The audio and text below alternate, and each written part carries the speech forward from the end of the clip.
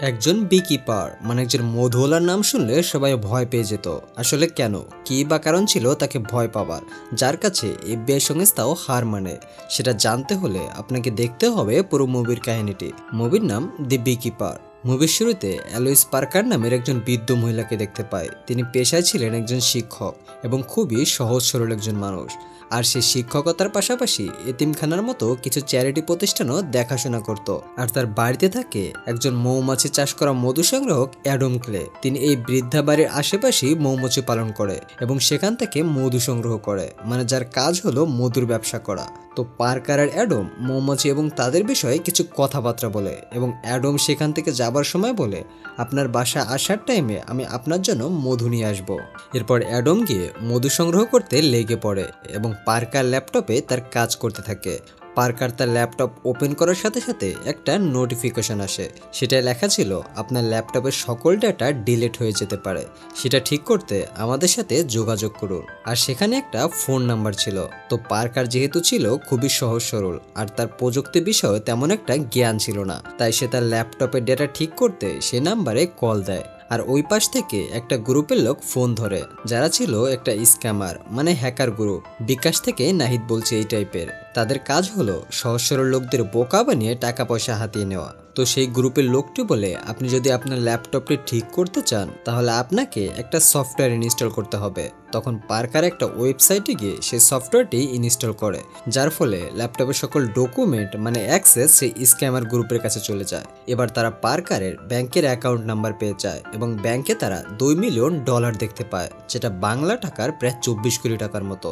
এই সাধারণ শিক্ষকের কাছে তো এত টাকা থাকার কথা নয়। আসলে এই টাকাগুলো হলো সেই এতিমখানার চ্যারিটি প্রতিষ্ঠানের। তিনি সেখানে ক্যাশিয়ারেরও দায়িত্ব পালন করেন, যে কারণে সে টাকাগুলো তার কাছেই থাকতো। এবার তারা এই পার্কারকে একটা ফাঁদে ফেলানোর চেষ্টা করে। তারা বলে, ভুলে আপনার অ্যাকাউন্টে কিছু টাকা চলে গেছে, প্লিজ সেগুলো আমাদেরকে ফেরত দিন, না হলে আমাকে শাস্তি পেতে হবে, এমনকি আমার চাকরিও চলে যেতে পারে। আসলে সে ইচ্ছে করে অ্যাকাউন্টে টাকাগুলো পাঠিয়েছিল। এবার ওই যে পার্কার ছিল খুবই সহজ সরল, তাই সে কোনো কিছু চিন্তা না করে টাকাগুলো পাঠিয়ে দেয়। আর তার ব্যাংকের সব টাকাগুলো হ্যাকার গ্রুপের কাছে চলে যায়। তো হ্যাকার গ্রুপদের মিশন কমপ্লিট হয়ে যায় আর তারা আনন্দ করতে থাকে।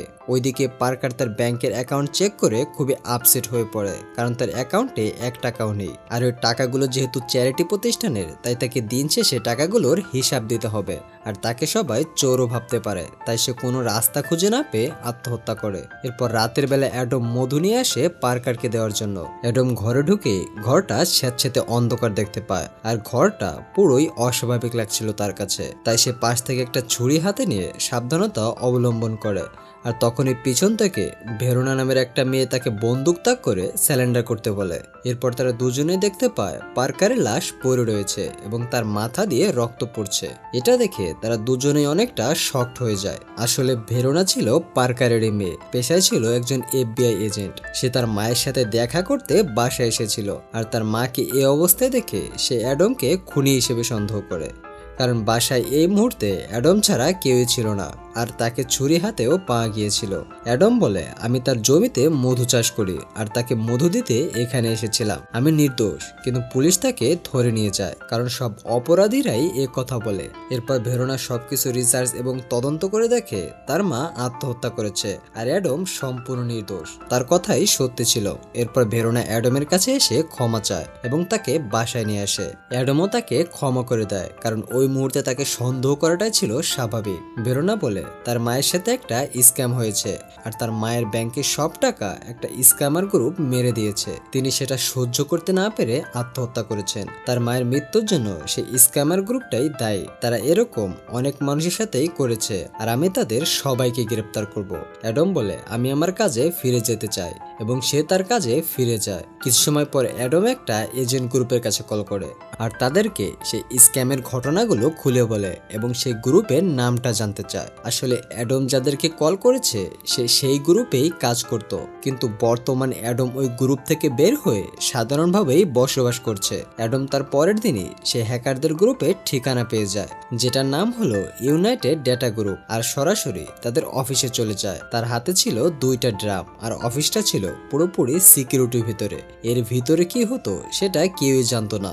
এমনকি পুলিশও তাদের কোনো খোঁজ খবর জানতো না। এবার সেই অফিসের সিকিউরিটিরা অ্যাডমকে ভিতরে ঢুকতে দিচ্ছিল না। তখন অ্যাডম তাদেরকে মেরে ভিতরে চলে যায়। ভিতরে গিয়ে একজনকে মারতে শুরু করে এবং সবার তখন অ্যাডমের দিকে নজর পড়ে। অ্যাডম সবাইকে সতর্ক করে বলে এরপর থেকে কেউ কোনো মানুষকে ঠকাবে না আর সবাই স্ক্যামিং থেকে দূরে থাকবে। এরপর অ্যাডম পুরো অফিসে পেট্রোল ঢালতে শুরু করে আর এটা দেখে সবাই ভয় পেয়ে যায়। এরপর সেখানে উপস্থিত হয় তাদের গ্রুপের সেই অফিসার যে মূলত পার্কারকে ঠকিয়েছে। সে কিছু গুন্ডা নিয়ে আসে অ্যাডমকে মারার জন্য। অ্যাডমকে জিজ্ঞাসা করে কে তুমি? অ্যাডম উত্তরে বলে একজন বিকিপার, মানে একজন মধু সংগ্রাহক, আর আমি কোনো সমস্যা গোড়া থেকে উপরে ফেলি।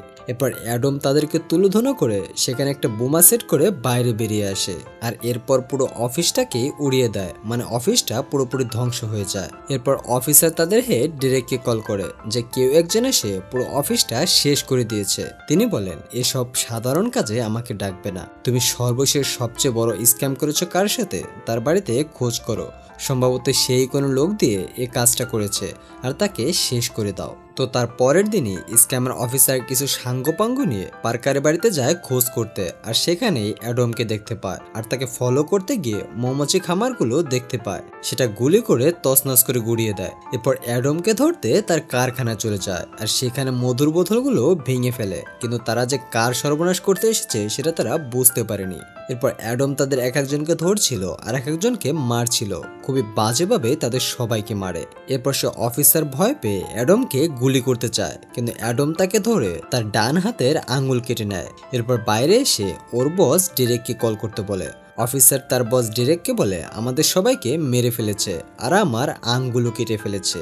এ কথা শুনে ডিরেক্ট আতঙ্কিত হয়ে পড়ে যে কিনা একজন সাধারণ বিকিপার যার কাছে কোনো অস্ত্র নেই, সে এতগুলো মানুষকে হত্যা করে ফেললো। এই কথা বলার মাঝেই স্ক্যামার অফিসারকে ধরে গাড়ির সাথে বেঁধে পানিতে ফেলে দেয়। এরপর অ্যাডম ডেরেকের সাথে কথা বলে। ডেরেক বলে তুই জানিস না কার সাথে খেলছিস, আমি তোকে ছাড়বো না। তোর অ্যাডম বলে তুই যেই হোস না কেন আমি তোকে খুঁজে বের করব আর তোকেও শেষ করে দেব। তোরা কত মানুষের জীবন শেষ করেছিস, এর প্রতিশোধ আমি নিবই।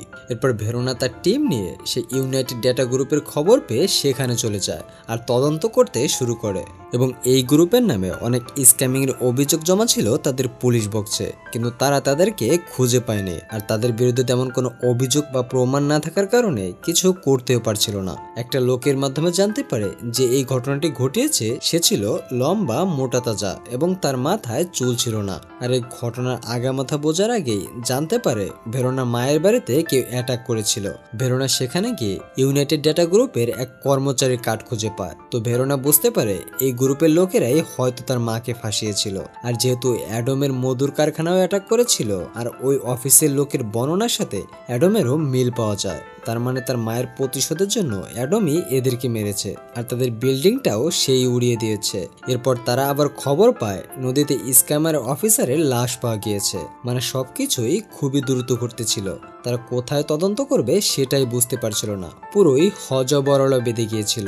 এরপর ডিরেক্ট তার অ্যাসিস্ট্যান্টকে বলে একজন বিকিপার আমার কোম্পানিটা উড়িয়ে দিয়েছে এবং আমার লোককে মেরেছে, এখন আমাকে মারার হুমকি দিচ্ছে, প্লিজ তুমি কিছু করো, ওকে শেষ করে দাও। তখন তিনি ডেরেকের মাকে ফোন করে এবং তাকে বলে আপনার ছেলে একজন বিকিপারের সাথে ঝামেলায় জড়িয়েছে।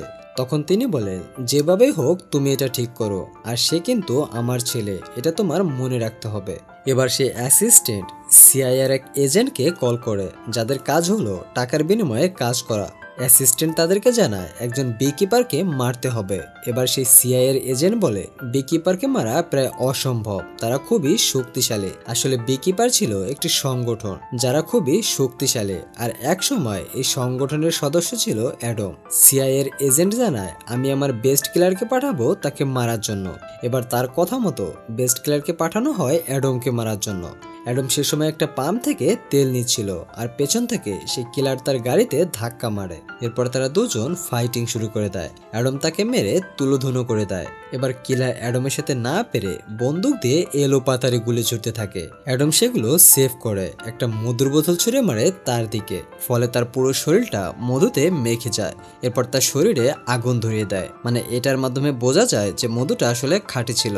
যাই হোক, এরপর সেই কিলারের আঙ্গুল কেটে ফেলে আর ওখান থেকে থেকে বেরিয়ে অ্যাডম পুরো পাম্পটাকে জ্বালিয়ে দেয়। আর এই সিআইএ এর এজেন্ট যখন জানতে পারে অ্যাডম তার লোককে মেরে ফেলেছে, তখন তিনি অ্যাসিস্ট্যান্টকে ফোন করে, তাকে জানায় অ্যাডমকে মারা আমাদের পক্ষে সম্ভব নয়, সে আমাদের বেস্ট কিলারকে মেরে ফেলেছে আর আমরা কোনো বিকিপারের লোকের সাথে লাগতে চাই না। আর এইদিকে এফবিআই সদস্যরা পেট্রোল পাম্পে এসে তদন্ত করতে শুরু করে। তারা রীতিমতো অবাক, কারণ দেখতে পায় কিলারের কাছে মেশিন গান ছিল আর সেটা দিয়েও বিকিপারের কিছুই করতে পারেনি। আর উপর মহল থেকে এ সকল কাজের দায়িত্ব আর যে এর সাথে জড়িত তাকে ধরার জন্য ভেরোনাকে দায়িত্ব দেয়। কিন্তু ভেরোনা তো বুঝে ফেলেছে কে এই কাজগুলো করছে, কিন্তু সে তো খারাপ কিছু করছে না, তার মায়েরই মৃত্যুর প্রতিশোধ নিচ্ছে। সে এখন বুঝতে পারছে না কি করবে, অ্যাডমের সাথে থাকবে না সে তার দায়িত্ব পালন করবে। এরই মাঝে সে গাড়িতে একটা অ্যাডমের বই পেয়েছিল, যেটা মৌমাছির বিভিন্ন বিষয়ে লেখা ছিল। যখন কোনো রানী মৌমাছি তার নিজের কাজটা করতে ব্যর্থ হয়, তখন অন্য সকল মৌমাছিরা তাকে মেরে ফেলে তার জায়গায় অন্য মৌমাছি আনার জন্য। সে তার দায়িত্ব পালনে ব্যর্থ হয়েছে, ঠিক বিকিপারদের মতো। এরপর দেখতে পায় ডেরেকের অ্যাসিস্ট্যান্ট একটা সিকিউরিটি গ্রুপ ঠিক করেছে ডেরেক তার কোম্পানিকে প্রোটেকশন দেওয়ার জন্য, এবং এই গ্রুপের সবাই ছিল প্রাক্তন সব মিলিটারি। অ্যাসিস্ট্যান্ট কি তাদেরকে বলে বিকিপার কোনো সাধারণ মানুষ নয়, বিকিপাররা পুরো একটা সংগঠনের সমান, যাদের কাজ হলো কোনো সমস্যা গোড়া থেকে উপড়ে ফেলা, তাই সবসময় এক্সট্রা সতর্কতা বজায় রাখবে। আর ওইদিকে অ্যাডম যে ইউনাইটেড ডেটা সেন্টারটি আগুন ধরে দিয়েছিল, সেটার মতো ওদের আরেকটি অফিস রয়েছে, যেটার খোঁজ করার জন্য কম্পিউটার লোকেশন ব্যবহার করে তাদের ঠিকানা পেয়ে যায়, যেটা ছিল বচনে, আর সেটাই তাদের মেইন অফিস। তো সে বচনের দিকে যাওয়ার প্রস্তুতি নিতে থাকে। আর এখন ভেরোনা সিদ্ধান্ত নিয়ে ফেলেছে যে সে দায়িত্ব নিয়েই আইনের সাথে থাকবে। তাই সে ডেপুটি ডিরেক্টরকে বলে দেয়, আমরা প্রত্যেকটা ঘটনার যোগসূত্র মিলিয়ে দেখেছি, প্রত্যেকটা ঘটনার পেছনে একজন লোক রয়েছে, তিনি হলেন প্রাক্তন বিকিপার, তার নাম অ্যাডম। সে যেভাবে আগাচ্ছে আমার মনে হয় তার পরবর্তী টার্গেট হবে ইউনাইটেড ডেটা গ্রুপের মেইন অফিস, যেটা বস্তুমিতে অবস্থিত। তাই সে সেখানে পৌঁছানোর আগে আমাদেরকে তাকে থামাতে হবে। ডেপুটি ডিরেক্টর বলেন, তোমার এটার জন্য কি প্রয়োজন সেটা নিয়ে তাকে থামাও। ভেরোনা বলেন, আমার কিছু স্পেশাল ফোর্স আর কিছু গোয়েন্দা প্রয়োজন। ডেপুটি ডিরেক্টর সেটা পারমিশন দিয়ে দেন। ভেরোনা পারমিশন পেয়ে এফবিআই এর একটা টিম বস্টমির অফিসে পাঠিয়ে দেয়। তো অফিসের ভিতরে তাদের কুকর্মের মিটিং চলছিল, তখনই এফবিআই টিম সেখানে গিয়ে পৌঁছায়। কিন্তু সেখানে ছিল তাদের ভাড়া করা প্রাইভেট সিকিউরিটি, যাদেরকে সেই অ্যাসিস্ট্যান্ট ভাড়া করেছে। সেই সিকিউরিটিরা এফবিআইদের ভিতরে প্রবেশ করতে দেয়নি, তারা বলছিল ভেতরটা তারাই দেখাশোনা করবে। এবার প্রাইভেট সিকিউরিটিরা ম্যানেজারকে বলে অফিসটা ফাঁকা করতে, কারণ যে কোনো সময় অ্যাটাক হতে পারে। কিন্তু সে এটা ফাঁকা করতে চাইছিল না, কারণ এখানে প্রতি মিনিটে লাখ লাখ টাকার কারসাজি চলে। তো সিকিউরিটির জোরাজোরিতে ম্যানেজার ডেরেককে ফোন দেয়। ডেরেক বলে, অফিস খালি করা সম্ভব নয়, তোমাদের কাজ সিকিউরিটি দেওয়া, তোমরা সিকিউরিটি দাও আর আমার অফিস আমার মতো চালাতে দাও। আর কিছু সময়ের মধ্যেই সেখানে অ্যাডম প্রবেশ করে, মানে বাইরে সবাইকে মেরে ভিতরে প্রবেশ করে। এরপর ভিতরে সেই প্রাইভেট সিকিউরিটিদেরকেও বেধারক পেটাতে থাকে।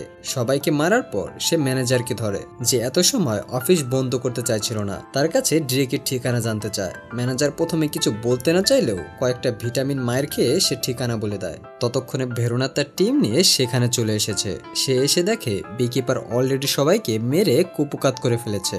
তারপরে ভেরোনা অ্যাডমকে আত্মসমর্পণ করতে বলে, কিন্তু অ্যাডম তো আত্মসমর্পণ করার লোক নয়, কারণ সে একজন বিকিপারের সদস্য, আর বিকিপাররা কখনো কাউকে ধরা দেয় না। অতএব সে আত্মসমর্পণ না করে সেখান থেকে পালিয়ে যায়। আবার সে ডিরেকের অ্যাসিস্ট্যান্টের কাছে ফোন যায়। এফবিআই সংস্থা এবং পার্সোনাল সিকিউরিটিরাও বিকিপারকে আটকাতে ব্যর্থ হয়েছে এবং সে এখন ডিরেকের কাছে যাচ্ছে। এরপর অ্যাসিস্ট্যান্ট কোনো কুল কিনারা না পেয়ে আবারও ডিরেকের মাকে কল করে। তার মাকে জানায়, বিকিপারকে আমাদের দ্বারা আটকানো সম্ভব না, প্লিজ আপনি কিছু একটা করুন, সম্ভবত তার এবারের টার্গেট আপনার ছেলে। তখন তিনি বলেন, এ ব্যাপারে আমি ব্যবস্থা নেব, সকল ইনফরমেশন এবং ডেরেককে আমার কাছে পাঠিয়ে দাও। এবং এইখানে আমরা বুঝতে পারি ডেরেকের মা হলো আমেরিকার প্রেসিডেন্ট, তার নিজেরই একটা সফটওয়্যার কোম্পানি রয়েছে। ডিরেক তার মায়ের পাওয়ার এবং সেই সফটওয়্যার কোম্পানিকে ব্যবহার করে সকল ধরনের অসৎ কাজ করত। আর এইদিকে এফবিআই সংস্থাও আবারও তাদের মিটিং করে এবং ভেরোনা জানায়, অ্যাডমের এবারের টার্গেট আমাদের প্রেসিডেন্টের ছেলে ডেরেক, আর এই ইউনাইটেড ডেটা গ্রুপের কোম্পানিটাও তার। সে তার মাকে ব্যবহার করে সকল ধরনের খারাপ কাজ করে বেরিয়েছে, যে কারণে আমাদের কাছে তেমন কোনো ইনফরমেশনও নেই। তাই যেহেতু এখন বিকিপারের টার্গেট টার্গেট ডেরেক, সেজন্য এখন আমাদের সেখানে যাওয়া উচিত। তো অফিসারও তাদের পারমিশন দিয়ে দেয়। আর ওইদিকে প্রেসিডেন্ট তার ছেলের জন্য সকল ধরনের সিকিউরিটির ব্যবস্থা করে রেখেছে। কিন্তু ডেরেক অনেকটাই ভয় পেয়ে গিয়েছিল, তাই সে তার অ্যাসিস্ট্যান্ট দিয়ে একজন কিলারকে ভাড়া করে, যে কিনা একটা বিকিপারকে মেরেছিল, কিন্তু তার ফলে তার পাটা হারাতে হয়েছিল। তাই এখন সেও ডিরেকের নিরাপত্তা দেবে। এরপর ডিরেকের এত নিরাপত্তা থাকা সত্ত্বেও অ্যাডম একটা গাড়ির নিচে এসে লুকিয়ে থাকে। যখন একটা সিক্রেট সার্ভিস এজেন্সির সিকিউরিটি গাড়িটা ঠিক করতে নিচে যায়, আর তখন তাকে মেরে ডিরেক তার ড্রেস পরে নেয়। এরপর সে পুরোপুরি সেই সিকিউরিটিদের সাথে মিশে যায়। এদিকে এফবিআই ডেপুটি ডিরেক্টর তার ছেলের সকল কুকর্মের কথা তার মাকে জানিয়ে দেয়। আসলে ডিরেক যে তলে তলে তার মায়ের এই পাওয়ার এবং কোম্পানিকে ব্যবহার করে এত নোংরা কাজ করেছে সেটা তিনিও জানতেন না। এখন যেহেতু তিনি এগুলো জানেন, তাই তিনি সবকিছুর জন্য জনগণের কাছে ক্ষমা চাইবেন, আর অ্যাডমের কাছেও তার ছেলের প্রাণ ভিক্ষা চাইবেন। তাতে যদি আমার প্রেসিডেন্ট পদ চলে যায় তাহলেও কিছু যায় আসে না। কিন্তু ডিরেক এগুলো শুনে রেগে যায়। সে জানায়, তোমার নির্বাচনে এত টাকা খরচ করেছি পদ চলে যাওয়ার জন্য নয়, আর এই নির্বাচনে খরচ করা টাকাগুলো আমার কোম্পানি থেকে এসেছে, যেগুলো তুমি কিছুই জানো না। ওই পাশে অ্যাডম গাড়ির নিচে একটা বোমা ফিট করে আবারও তার পার্সোনাল ড্রেস পরে ভিতরে ঢোকার চেষ্টা করে, আর তখন তাকে দেখতে পেয়ে চারিদিক থেকে ঘিরে ফেলে। অ্যাডম এটা আগে থেকে অনুমান করেছিল সে বিপদে পড়তে পারে, এ কারণে সে গাড়িতে বোমা সেট করেছিল। আর তখনই অ্যাডম তার হাতে থাকা রিমোট দিয়ে বোমাটা ব্লাস্ট করে দেয়, যার ফলে চারিদিকে ধোয়া আর একটা হট্টগোলের সৃষ্টি। ফলে সেই কিলারের কাছ থেকে গান নিয়ে সবাইকে মারতে শুরু করে। এক এক করে সবাইকে মারতে মারতে অ্যাডম ভিতরে ঢুকতে শুরু করে। এরপর আবারও তার সেই কিলারের সাথে দেখা হয়। কিলারটি অ্যাডমের পেটের ভিতরে ছুরি ঢুকিয়ে দেয়, কিন্তু অ্যাডম কোনো মতে নিজেকে সামলিয়ে কিলারকে পুরোপুরি মেরে ফেলে। ওকে মেরে এবার ডিরেকের কাছে যেতে শুরু করে।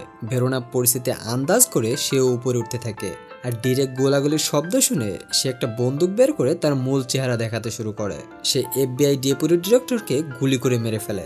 অ্যাডম যখন দরজা ভেঙে ভিতরে ঢোকে, তার অপর পাশ দিয়ে ভেরোনা ভিতরে চলে আসে। আর সে সময় ডিরেক নিজেকে বাঁচাতে তার মায়ের উপরে বন্দুক তাক করে, কারণ ডিরেক বুঝে গিয়েছে যে অ্যাডম অপরাধী ছাড়া অন্য কারো ক্ষতি হতে দেবে না। তাই সে নিজেকে বাঁচাতে তার মাকে জিম্মি করে। এখন ডিরেক বুঝতে পারছিল না সে কি করবে, কিন্তু অ্যাডম তখনই ডিরেকের মাথায় ডিরেক্ট গুলি করে দেয়, যেটাকে বলে হেডশট। গুলি করে অ্যাডম জানালা ভেঙে পালিয়ে যায়। ভেরোনা জানালা দিয়ে অ্যাডমকে গুলি করার সুযোগ পেলেও গুলি করে না, কারণ সে তো ভুল কিছু করেনি, সে তার মায়েরই প্রতিশোধ নিয়েছে। অবশেষে অ্যাডম ভেরোনার দিকে তাকিয়ে তার থেকে বিদায় নিয়ে সমুদ্র দিয়ে পালিয়ে যায়। আর এই জায়গায় মুভিটা শেষ হয়ে যায়। আমাদের মুভি এক্সপিরিয়েন্স আপনার কেমন লাগলো? যদি ভালো লাগে তাহলে সাবস্ক্রাইব করে পাশে থাকবেন। সবাই ভালো থাকবেন, অন্যকে ভালো রাখবেন। টাটা।